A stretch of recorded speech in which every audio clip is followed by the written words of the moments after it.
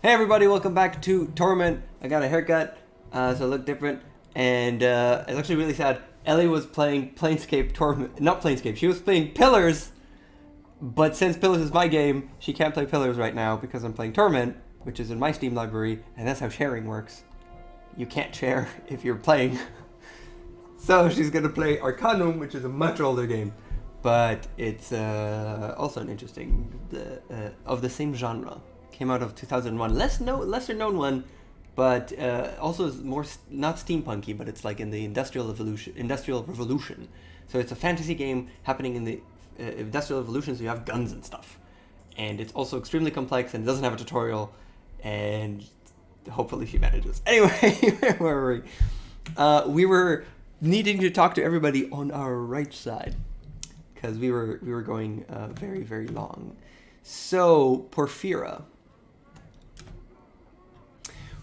the grim-looking woman spares you only a brief glance before returning to her rant on top of the stage. She has a powerful voice that carries across the marketplace, even cutting through the noise made by the merchants and the surrounding foot traffic. Leave her alone. I like options. It's like, leave her alone! Lim is the thingies. Right. This is locked. The container is locked. I'm going to quick save, and then I'm going to bash it in. With my bone dagger. Bash successful. It has a rusty dagger and rags. Does anybody care? Nope. Craddock. You see a huge man watching the area with a tight-lipped frown and narrowed eyes. He is hunched slightly as if bearing a heavy load on his shoulders. The unpleasant smell of sweat and dirt wafts from his clothes. Greetings. The man glances down at you and his frown deepens. Aye, what ya sniffing around there for? You Craddock? This is somebody I'm looking for. I don't remember which quest, but this is someone I'm looking for. I now remembered the name. And also, you Craddock, so I obviously am looking for him. Mayhap he studies your face as if trying to recall you. If I am, what be it to you? I come with a message from Bane the Sender. The message states, the shipment must be incursed by the 3rd day, or there will be a penalty. By the hells can they be such fools that they think we can miracle it there? Alright then, your message has found its way to the right ears, for all the good it will do. What's the problem? Look around you. Craddock nods at the laborers in the marketplace and then scowls. These laggards and halfwits can barely keep up with the load as it stands, and now it needs doing that in half the time. Do you need any help? I'll tell you what I need. I want my men to show up for work. July's gone, missing since this morn, and I need him back now. July, where did he go? That hive-bred goat is probably passed out on the street somewhere by the smoldering corpse when he should be here helping us, worthless sod. I could go find him for you. Oh, you could ya? Craddock squints at you. And now why would you do that? You need the help, don't you? It doesn't sound like you can spare the time to go looking for him, and there's work to be done. Craddock is silent for a moment, then nods. Aye, you find Jalali? Jalali. I don't know why I just want to say Jalali. It's like rolls off the tongue better for me. Jalai is also fine. You tell him the drag is worthless Bubbriton hide here? I'll pay you for your trouble, he frowns. When you found him. Now get. You said he's likely by the smoldering corpse? Where's that? My journal. I've updated my journal. It's south and east of here. Head through the southeast gate, then head east for about a block. I've got a mess of drunks outside, can't miss it. Jolly's most like somewhere around here. Alright, I'll go look for him. Farewell. Okay, and then we have 2 hive dwellers as well as Gaoa. You see a thin, yellow-skinned humanoid covered with a variety of dazzling tattoos. His eyebrows have been accented with black charcoal lines, and his teeth are filed to points. He sees you and waves you over, rattling his dice in his hand. Let's do some gambling? Greetings. He displays a feral, shark-toothed grin. His eyes are like shiny black orbs. His voice is low and raspy. Gaoa greets you as well. You have come to play a game, yes? No, but I have questions. Gaoa's smiles fades in an instant. He shakes his head. No interest in questions, have I? Only the game. The turning of the dice. The glint of coin won or lost, yes? He shakes the bone dice in his palm. You have no interest in these things. Alright, I'll play. Goa reaches into his stomach and pulls out a coin. This coin, your coin. He places it at your feet. He pulls out another. This coin, Goa's. He places it at his own feet, then holds up 2 dice between his thumb and index finger. The dice. We both roll 1. Yes? Go on. You roll higher, both coins. He snatches the coins up from the ground and proffers them to you. Yours. Goa rolls higher. He quickly tucks the copper back into his tonic. Mine. Neither rolls higher. The coin stays for another roll. So, how much coin will lie at our feet? 100 copper commons. 50 copper commons. No, we should play it 1. You both roll the dice until you roll higher. You pick up the coins. You both roll the dice until you roll higher. You pick up the coins and put them away. Gaia nods, frowning. It is enough for now, but perhaps we should play again later, you and I. Wait, is something wrong? Gaia regards you closely for a moment, then nods. Never do I indulge in Hashma's folly. Never do I cheat, human. But I see fortune, read it, know it in the face of a man. However, in you I see nothing. I know nothing. You have no luck, no fortune, neither good nor ill. Or you make your own, perhaps. I do not know. He places his dice back into his tunic. We might play later, perhaps, but no more this moment. All right, farewell. That was interesting. But return too soon. Return later, and we'll play again. Okay, so he doesn't want to play anymore because I beat him somehow. This mission looks like it is ready to collapse. Iron Knolls. So we still have a bunch of crap, right? Oh, and we just got a rusty dagger, which we can probably sell. Can we sell the rags? I can put the rags with the rags. I could probably sell the rusty dagger to... See, one of my problems is that they're just called, like, merchant, and not... I don't know which type of merchant. So, like, yeah, I don't remember which one I can sell the rusty dagger to, but one of them is one of them. Oh, no thanks, this is the Lim merchant. Is this the merchant? What are you selling right now? Oh, it's the crate lady. Sorry, I don't need anything. Giscoral? Can I see what you have? No, he just sells the... God damn it, I don't remember which one of them sells what I need them to sell. No, that's the hive merchant with the useless stuff. This guy. It's the front guy. It's the front guy. Right? Yes, thank you. Rusty freaking dagger. I don't need any of this crap. Okay. Frightened hive dweller is just going to help me. Iron Knolls, hive thug, and weak wind. So let's make a nice save. My nose is telling me to sneeze. I hit everything. This man is looking at you with a strange bug-eyed stare. His eyes are huge, so huge they look ready to pop out of his sockets and roll across the cobblestones. He nods eagerly as you approach, bobbing his head like a bird, and as you near him, you suddenly notice the smell of urine and feces surrounding him. Oh, reek wind, yeah. Greetings, the man sniffles, wiping his nose on his sleeve, then opens his mouth to reveal blackened, rotted gums. Stories for coins, sirrah? His breath reeks. It smells like this man has been keeping rotten meat stored inside his mouth. Stories for coins? Who are you? The man snorts thick with felgum. Names. Who you are.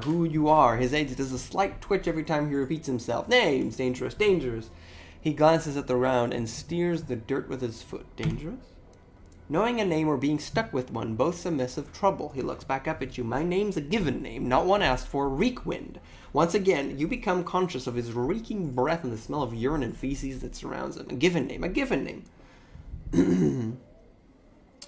Is that your real name? Not my true name. Reekwind mumbles on, his head twitching every time he says name. A true name's a dangerous thing, gives others power. He stares at you with his huge eyes and wags his finger. Keep your name secret, keep it close, never let it out. What do you mean? Names are like smells, things can track you with them. Reekwind coughs, his eyes almost popping out of his skull. As he does so, his cough seems to loosen his bowels, for he breaks wind loudly, as if to accentuate his point. If someone knows a true name, it gives them power. He licks his lips, the power to hurt. I don't know my true name. My journal. His eyes widen. Seeing his eyeballs bulge even larger makes you uneasy. Then you are blessed. Remain nameless, and you shall be a spirit on the plains, untraceable, untrackable, unseen, undiscovered. He smacks his gums wetly. A name chosen, a name given. It allows others to find you and hurt you. Have you been hurt? Regan gives a twitching nod, then scratches himself. Let my name slip once, only once, only once. His eyes film over as if the memory is painful, then glances at you uneasily. Tell you the story I can, I will, but 3 coppers must I see. His face splits into a smile as he says the word coppers, and his reeking breath hits you like a hammer. I have some questions though. Okay, that's not a lie. Very well. 3 coppers. Requin gets into a stance, looks left, looks right, then faces you. His face clenches, then with a grunt he breaks wind again. The smell nearly levels you, but he takes no notice. Cursed eye! Walk the wards in splendor, he stands up stiffly. Nose high in the air, he saunters back and forth, nodding to invisible passerby. Actually, I don't have time for this. Listen. Dated my journal. Requin freezes, his arms akimbo, crossed paths with a crossed one. Had the looking of a pumpkin. His seeds curses. Requin then thrusts his belly out so as to appear fat, slicks back his hair with his filthy palm so he looks almost bald, and begins drumming his fingers on his fat belly.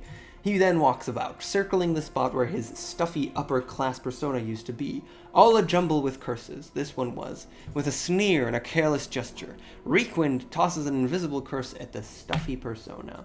Knew my name, let it slip I had all it took it all. He stiffens up again, inhaling deeply and resuming his upper-class persona. The persona suddenly crumples and Requin breaks wind violently, then exhales, filling the air with his foul, reeking breath.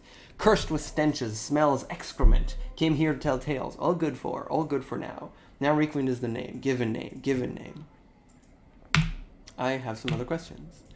Questions. Requin hunches over, regarding you warily with his huge eyes. Answers? I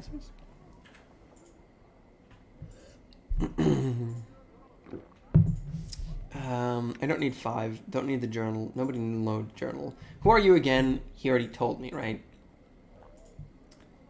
I want to go back to questions. An appropriate name. Not my true name. What do you mean? I don't know my true name. Have you... I don't want to tell him, no, not today, farewell. Talk to him again. Greetings, I have some questions.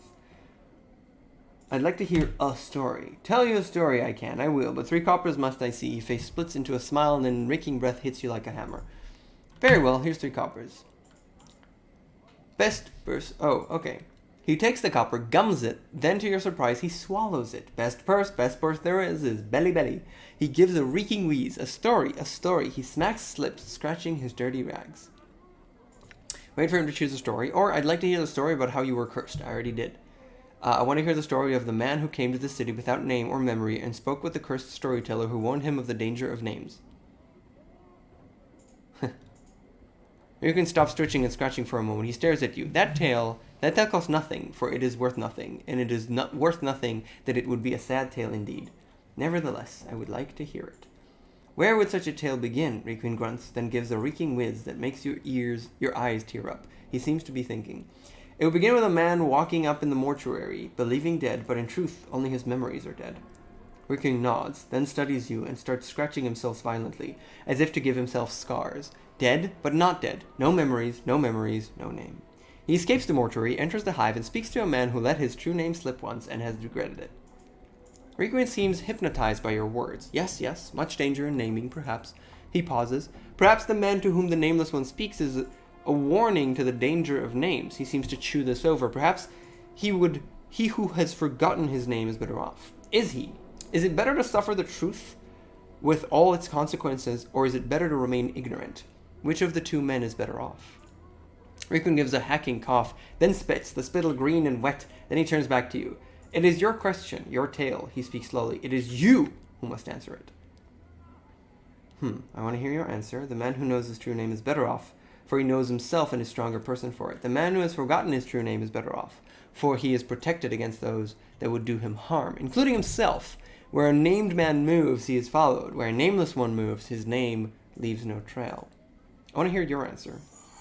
Get 500 experience points. Requin shakes his head. My answer. He coughs again, belching forth another wave of fumes. He smacks his lips as if trying to drive the taste from his mouth. My answer is this. They are both fools, but only one knows himself a fool. Very well. I had some other questions. Interesting. So this is exactly the kind of thing that's absolutely lovely, that you can gain experience by talking to people and hearing interesting and like learning or hearing interesting things, and that gives you experience, and all of that experience is useless once I find somebody who will turn me into a mage, but you know, it's fine. I'm missing a journal. No, never mind then. Farewell. I'm gonna save it. I'm not gonna like try to go back to... Oh, we can go in here. This is Alley of Dangerous Angles. Marketplace, Hive Dwelling, the northeast portion of the hive. Did I go... You're fucking kidding me, really? There's decided that we're... Okay, fine. I'm gone. Ow.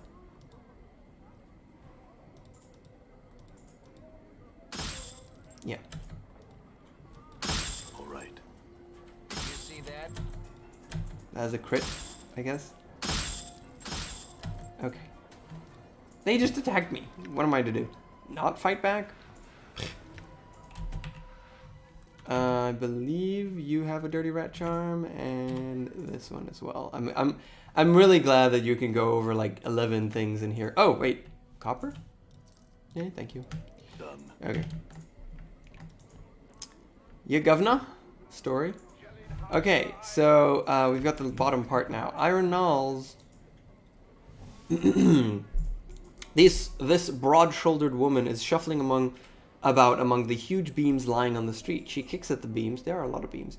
With iron-shod boots. Every once in a while, she bends down and wrenches a nail from one of the boards with her bare hands. She holds up each one, appraising it, then drops it into a leather sling bag. Greetings. She straightens up, hearing you approach. She's smiling politely, but from her stance and the way her hand rests close to the hilt of her weapon, you can tell she's ready for trouble. You notice one of her eyes is a milky film over it. That's close enough there, Cutter. What do you need from me? Ask some questions. Ask away then. Who are you? She pulls 3 nails from her sling bag, tossing them spinning into the air, and catching them in her palm. Iron nails, they call me. She drops them back into the bag with a muffled clink. Why are you collecting the nails? I sell them to a man, names a Hemraise, in the lower ward, maker of coffins he is. Tell me more about this Hemraise. There's not much to say. He's a bit chatty. He'll rattle his bone box till you're barmy, if you let him. But a fair bargainer. He needs the nails, I need the jink, and that's about as far as it goes. Where's the lower word? I used to know the way I did, but the Dabus have changed the streets around again. Don't know how to get there now. I'll need to chart a new path, but I'll figure the Dabus will straighten things up eventually. Dabus? Aye, Dabus, the lady's servant. She looks at you puzzled. You must be new to Sigil. Tell me more about these Dabus. They work all around the city, doing the lady's will. Always building and rebuilding they are, using what's fallen or torn down to make something new. The lady? Nels frowns at you. Oh, no you don't. I won't be saying anything more about her than I already have. She traces a semicircle over her heart with a finger. Take my advice, Burke. Don't go asking around about the lady. Very well. I have other questions. What are you doing? What does it look like I'm doing, Burke? Collecting nails. She laughs gently, shaking her head. Why? I sell them. Does anyone else scavenge for nails? She grins and shakes her head. No one was clever enough or had the will to do it before me, and I've shoved off anyone who's tried to jump me claim since. She pats the long-bladed dagger hanging at her side lovingly. Your claim? Aye, that's what I call it. Honest labor's hard to come by in the hive, and I'm not about to let some sodden picker pill me of me work. Add that words. I've sent more than one Burke running and howling, holding their guts in, or off to the collectors. If they were unlucky. Her dead eye gleams maliciously. The hive knows this spot is Iron Knolls. It does. Is that how your eye was ruined? Elf's face turns hard. None of your business, Burke. Why? Would you like a matching wound for your collection? No, not really. No, that particular one's quite me. Are you threatening to add it? Because I'd love to see you try. No, that particular one's not quite me. She laughs heartily. Aye, and I don't think you have much room for another scar besides. I had some other questions. Can you tell me about this place? Look, Cutter, I have a lot of work to do. The nails aren't finding their way into me bag while I'm spilling chant with you. Why didn't you pick another Cutter's brain box about that for a time? Let me ask you something else. Ask away, then. I hear what you're saying. You don't want me to talk to you anymore. So here's a question. Looking for a journal. Nay, I have not. She pauses for a moment. You know, that's a good idea, it is. A journal. Maybe I should start one of my own. Yes, it is. It's amazing how much one can forget. A journal can help you hold on to your memories. She mulls over what you said. Ha! You're right. You're right indeed, Cutter. I'll do it. I thank you for the idea. Of course. Rod. Heard the name, but whatever. Okay, well, chatted with her a bit. Angry Hive Dweller, Harlot, Ashmental, and Miriam. Ashmental? You see a dustman in long black robes and a pale face. Unlike the dustman you saw in the mortuary, however, this man looks confused and is glancing about, as if looking for something. When he spots you, he raises his hands to attract your attention. The man seems relieved that you're speaking to him. He bows slightly. Whoa! Okay, that's a lot of text. Thank you for hearing me, traveler. I am known as Ashmantle, one of the Dustman's sect. I was wondering if you could direct me. I don't know where the area very well, and I'm looking for a certain establishment, a bar, that those of my sect frequent. Do you know of such a place? You know, there's been a talk that there's a pickpocket masquerading as a dustman around here. Maybe you know him. I did quick save. You're a dustman, don't you mean faction? It's by the mortuary. Orient yourself by the mortuary front gate and then walk... Yeah. View for a price. No, I'm sorry. Sect? Don't you mean faction? Dustman nods. Well, yes. Faction. I meant faction. Sect, faction. They're much the same thing, really. Do you happen to know if the bar of the faction frequents? You know, this one talks about... I'm just going to go for it. The man looks at you innocently, but you see him tense up. I'm sorry? Grab his hand. Your hand snaps out, but Ashmantle draws back suddenly, and you miss grabbing his wrist. You see his dustman facade crumple, and with a frightened look, he runs off. My agility is just not fast enough. Like, not even a bit. Greetings.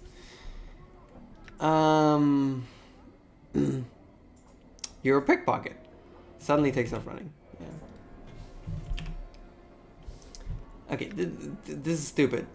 Don't you mean that? Orient yourself by the... I'm willing to help you for a price. He sighs and holds up his hands. I regret to say that I have no jinx to spare. Looking for is by the mortuary. Orient yourself by the mortuary front gate, then walk directly southeast. You can't miss it. And we'll call it even.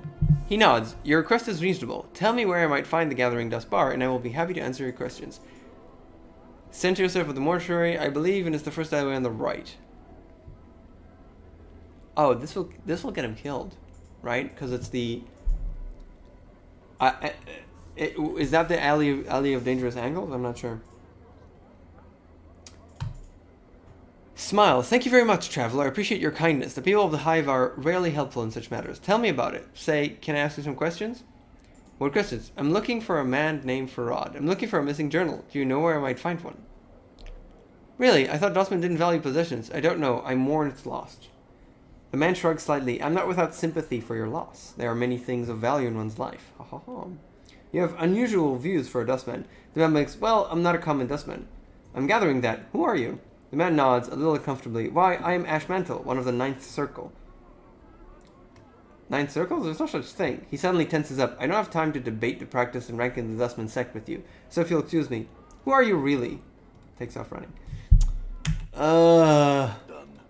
Can't we do anything that won't make him run off? Can I ask you some questions?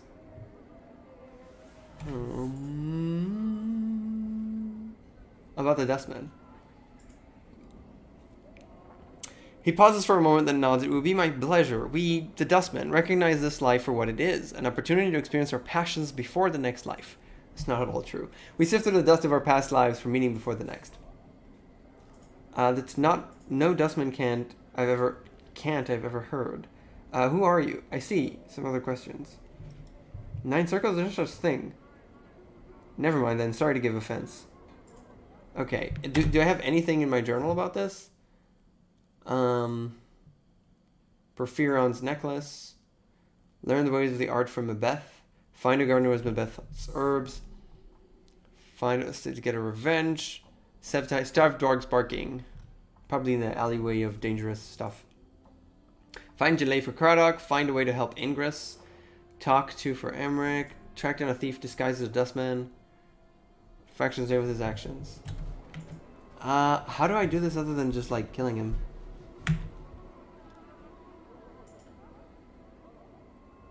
Could I prevail your opponent direct me again? It's by the mortuary. Not a problem. You would have missed it if you haven't been warned about a dustman pickpocket, but during one of the low bows, you see Ashmantel's heart dart out to your purse. Hey, what do you think? Allow Ashmantel to pick your pocket and observe his technique. Do we still get experience with this? I totally do! Just as he makes another attempt to reach into your purse. Hey, what do you think you're doing? I'm sorry too, prepare to die.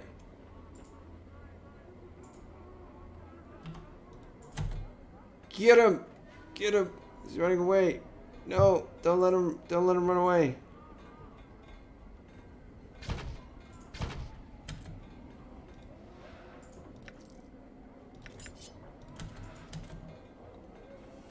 Okay, so we got him. This is probably the worst place we can be in Sigil at the worst time. Mort just decided to say something.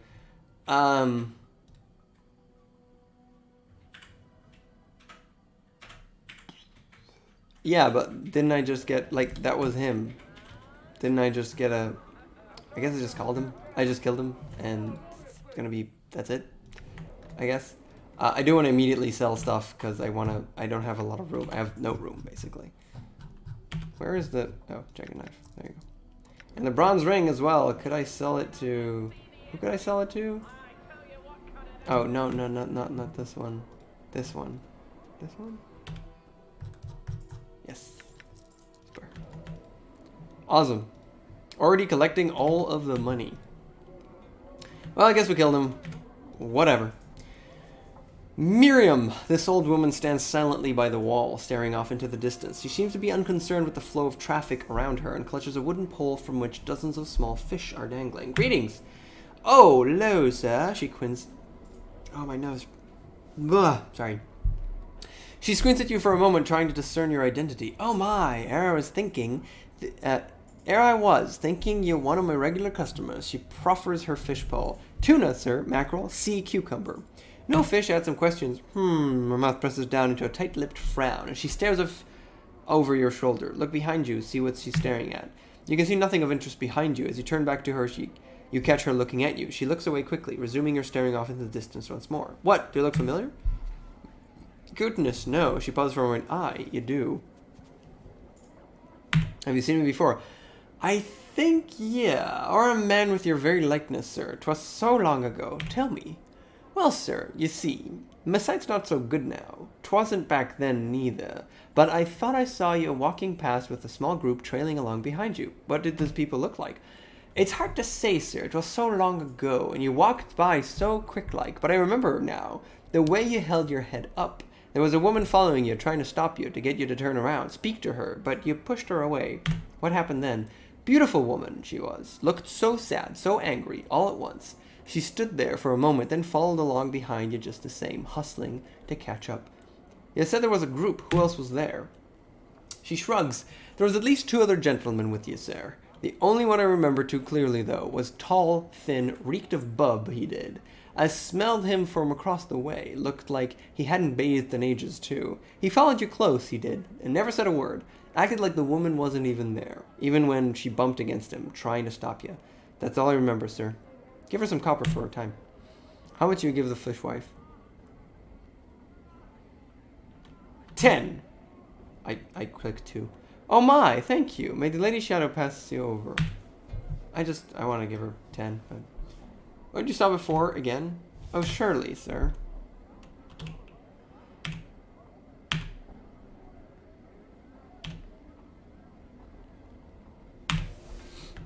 I already gave her some money. I don't mind giving her some money. Black Abishi. There's a Githiarasi townsperson.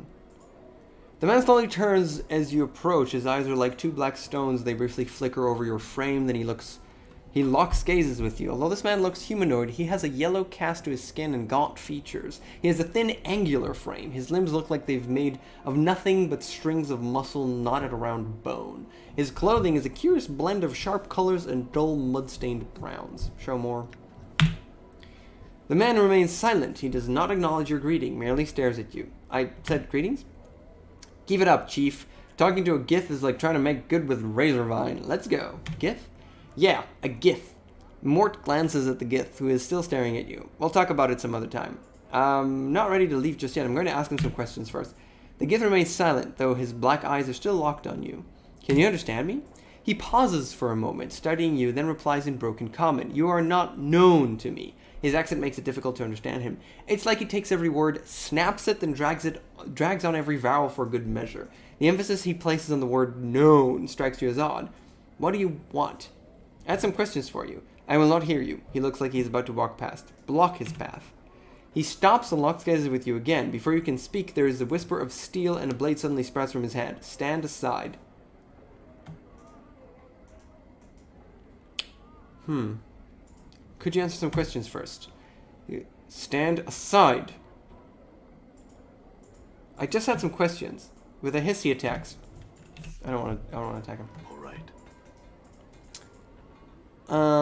Yeah, there's no point. There's Davis, and you can leave in that direction. It looks like an entrance, but there's no handle or means of opening it. I'm gonna just get close to see if there's anything there. Portion of the hive. Let's go to the left side of this area, which would be the last part of this area. This monument looks similar to the one outside the mortuary. There are no identifying marks on it either. And then there is, there's nothing, we can't go, oh, we can go in this direction. It just didn't. This is the hive dwelling and Office of Vermin and Disease Control. Interesting. Creedon. This foul-looking man is quick to notice he's caught your attention. In moments, he's upon you, hawking his wares. He carries in a long wooden pole. Dozens of skinned and cooked rats dangle from it. As he speaks, he gestures to them with a broad, filth-encrusted hand, smiling a yellowed, snaggle-toothed grin all the while. Oi, Kara! What are you doing there? What sort delicious ratsies is you interested in this fine day? I'd rather eat offal. Examine the ratsies.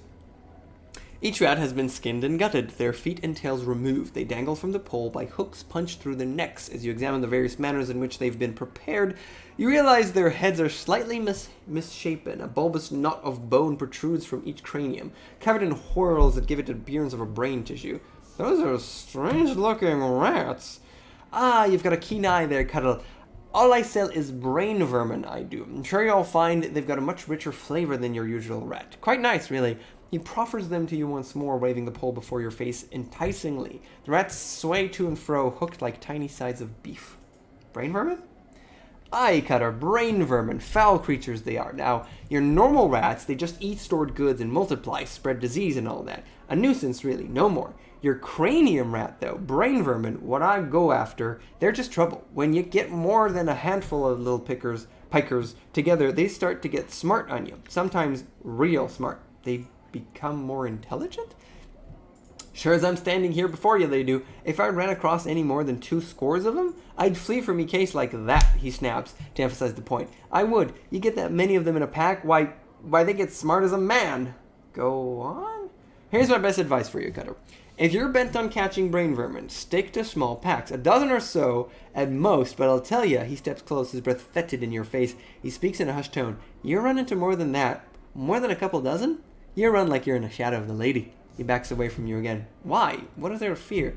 Sorcery, Cutter, sorcery! You get enough of these little fiends in a space, they gain all sorts of odd powers. Make a basher's brain pour out of its ears, they will. Downright frightening. It's just wrong, I tell you. That's why Sigil's so eager to be rid of them. The bounty and all. Sigil? Aye, Sigil, the cage. What we're looking at to know the Cutter. Why do you call it the cage? He shakes his head and laughs, causing dead vermin on his rat pole to wiggle about. You see, Cutter, it's on account on all the doors. Some folk call Sigil the City of Doors. Magical doors they are. And everywhere, too. They lead to anywhere. I mean anywhere. But here's the trick of it. They're all locked, so it's more a cage than anything else. You can only come and go if you have the right key. I've heard this before. I kind of think you just ask your mimer for dark like that. He would. Mort seems taken aback as all eyes fall on him. What? You get the impression that had he lips, he'd be whistling innocently. Do you have an explanation, Mort? Well, I say we hear this man out, yeah? Mort turns and stares hard at the rat catcher. No, let's hear what you have to say.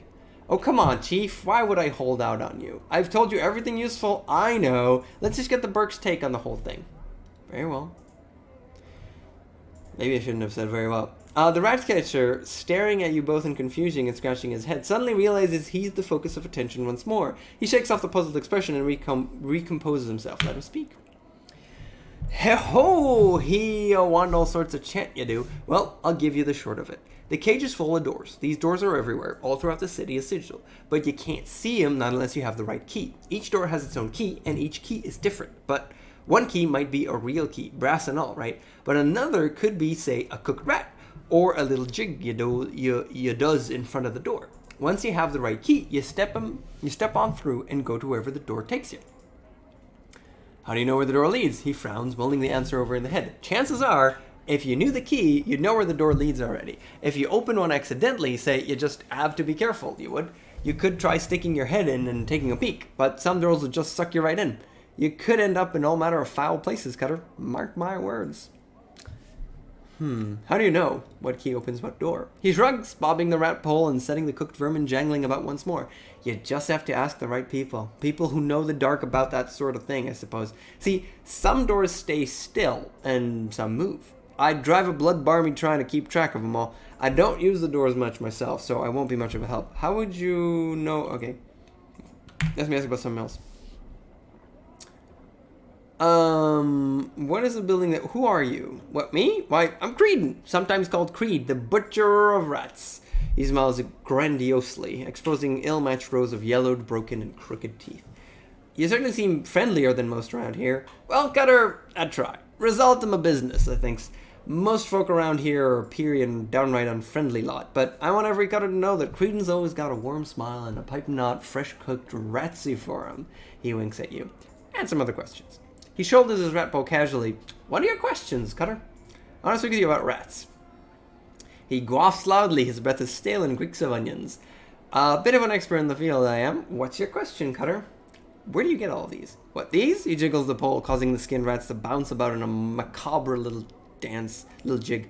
I catch them myself, I do, in cellars and alleyways about the hive. I see. Tell me about this hive. My very own home and place of business. What were you looking to find out, Cutter? Do you know why it's called the hive?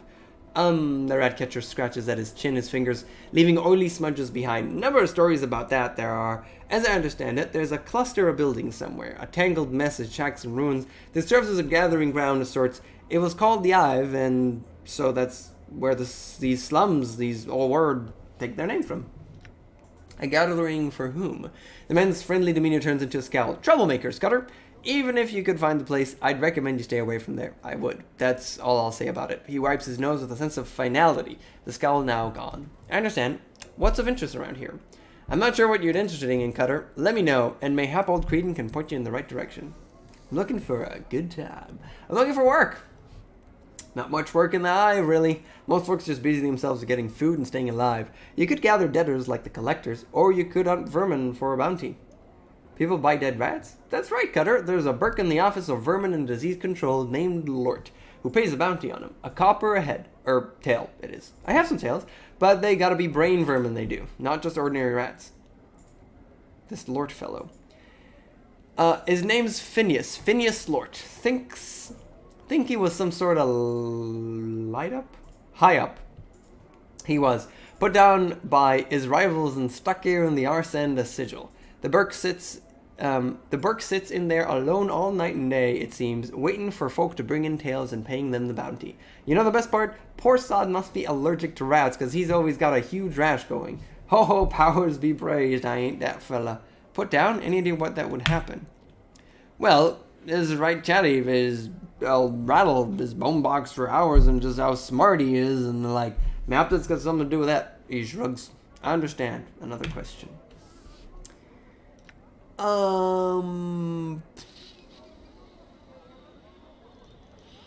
He tosses a glance over his shoulder. That's the Office of Vermin. Okay.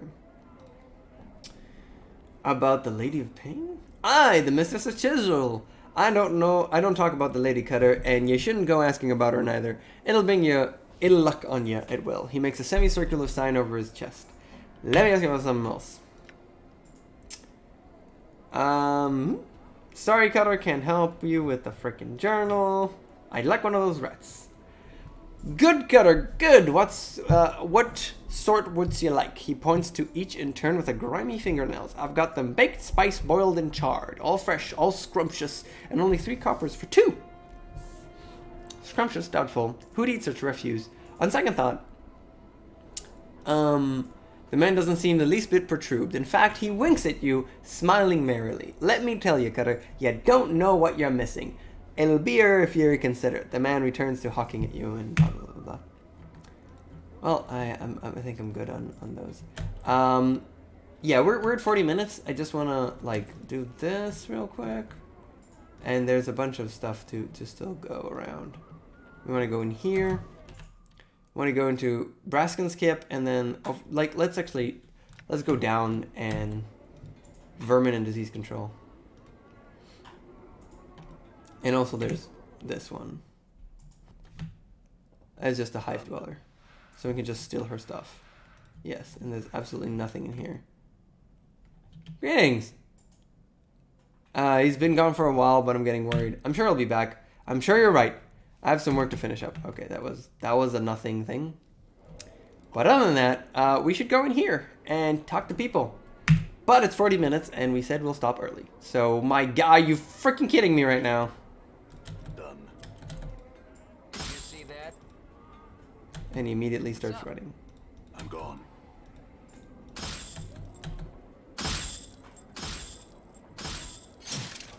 No, no. Go. Chase. Get him.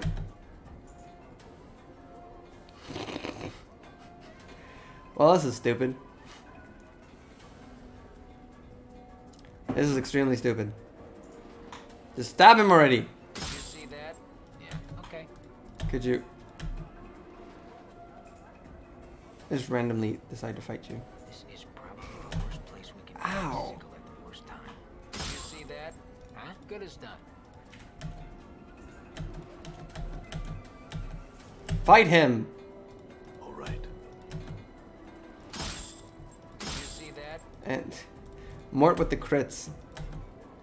Okay, good Alright. stuff. Money. I would much prefer them just having some money. Could you guys move? Thank you. Okay, so as I was saying, we're done for today. We're done for today. Thank you so much for watching as usual, and we'll continue next time. There was an interesting comment. There was a comment about in one of the previous videos, somebody saying, "Oh my God, this is gonna take so long." Yeah, it's gonna take freaking forever. Probably more than Baldur's Gate, since we're making Baldur's Gate took 16 months, which is almost a year and a half. It's a year and 4 months. That's a lot. This will probably take more since we're making shorter videos, but we'll see. I don't know. We'll see. I'm enjoying myself. Hopefully you are as well. And I think, 1 episode per week is not a lot of commitment for either of us. So I think that's all right. Anyway, see you guys next time. Cheers.